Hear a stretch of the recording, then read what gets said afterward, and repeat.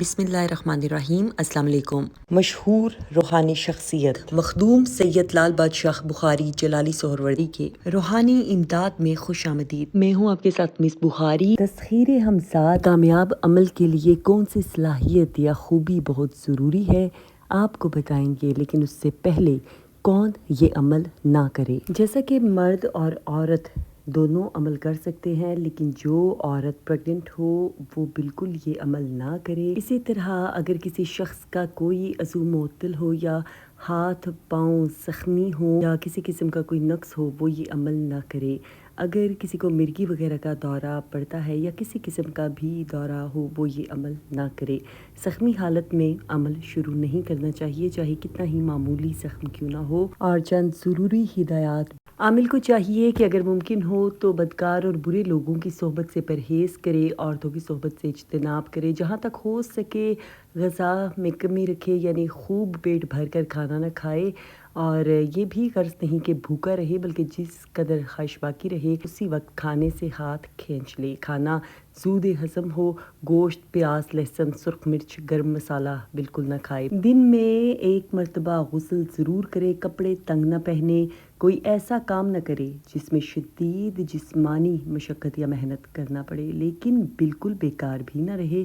ایام مشق میں جتنا ہو سکے دنیا کی فکروں سے خود کو آزاد رکھے۔ خوشی کے موقع پر بے حد خوشی نہ کرے، اور کتابیں بھی غلط افکار یا خیالات پیدا کرنے والی نہ پڑھے، اور جتنا ہو سکے ان چیزوں سے دماغ کو پاک رکھے اور اپنی سوچوں کو پاک رکھے۔ 24 گھنٹے میں 5 گھنٹے سے کم اور 8 گھنٹے سے زیادہ نہ سوئے گا، اس لیے کہ عمل شروع کرنے سے پہلے ہی خاص طور سے اپنی جسمانی اور روحانی صحت کا خیال رکھتے ہوئے نیک زندگی بسر کرنی چاہیے۔ اور اب آئیں گے اس صلاحیت یا خوبی کی طرف جو عمل کی کامیابی کے لیے نہایت ہی ضروری ہے۔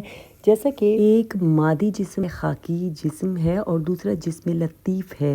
عامل جب ریاضت کے ایک ایسے مقام پر فائز ہو جاتا ہے کہ وہ اپنے جسم لطیف سے کام لیتے ہوئے مختلف جگہوں پر ایک مقام سے دوسرے مقام پر پایا جا سکتا ہے، اور اگر آپ نے شہر میں گھومتے پھرتے ایک عامل کو دیکھا ہو اور بعد میں وہ اپنے گھر میں بھی موجود پایا جائے اسی وقت اسی لمحے میں، تو وہ اس کا جسم لطیف ہے جو گھوم رہا ہے، ہمزاد ہے۔ جیسا کہ گزشتہ ایک ساتھ میں بتایا تھا کہ ہمزاد کو ہی جسم لطیف کہا جاتا ہے، اور وہ جو گھر میں موجود ہے وہ جسم خاکی یا جسم مادی۔ اپنے بزرگوں سے اکثر روایتیں آپ نے سنی ہوں گی کہ کسی زمانے میں کسی بادشاہ یا حاکم نے فلاں بزرگ کو یا روحانی عالم کو قید کر دیا تھا اور کوٹری میں بند کر دیا، لیکن کچھ عرصے بعد اس کو شہر میں پھرتے آزاد پایا، تو جب کوٹری کو کھول کر دیکھا تو فقیر اندر ہی موجود تھا۔ عمل تسخیر ہمزاد میں پورے طریقے سے کامیابی چاہتے ہیں تو قلب کی یکسوئی اور قوت ارادی اپنے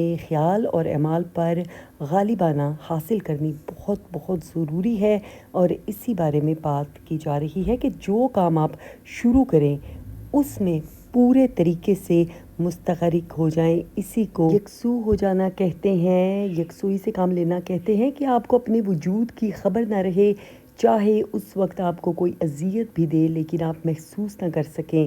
اگر اور لوگ وہاں پر موجود ہوں تو اس درجے کو محو ہو جائیں کہ کسی کی موجودگی کا احساس یا خبر نہ رہے، اور ایسے ہی محسوس ہو کہ آپ کے سوا کوئی نہیں ہے۔ آپ نے اکثر عشق مجازی کے حوالے سے سنا ہوگا کہ عشق حقیقی تک پہنچنے کے لیے عشق مجازی بہت ضروری ہے۔ یہ بھی قلب کی یکسوئی اختیار کرنے کا ایک راستہ ہوتا ہے، جب انسان کو اپنی خبر نہ رہے اور ہر وقت محبوب کی خبر رہے، دنیا جہاں کا ہوش نہیں رہتا، بس ایک ہی جانب دھیان لگا رہتا ہے۔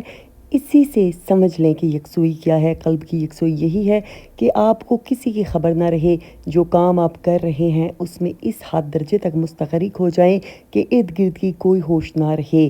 جب قلب کی یکسوئی حاصل ہو جاتی ہے، جو کہ روحانیت کا بیسک سٹیپ ہے، تو آپ سمجھ لیں کہ آپ تسخیر ہمزاد کے عمل کی کامیابی کے پہلے زینے پر قدم رکھ چکے ہیں، جب آپ کو اپنے خیالات پر مکمل کنٹرول حاصل ہو۔ جس خیال میں آپ محو ہیں اس کی جگہ غیر ارادی طور پر بھی کوئی دوسرا خیال نہ لے سکے۔ روحانیت میں قلب کی یکسوئی بے حد ضروری ہے۔ یکسوئی سے عبادت کرنا، یکسوئی سے دعا مانگنا، قلب کی یکسوئی اختیار کرنا الگ درجہ ہے۔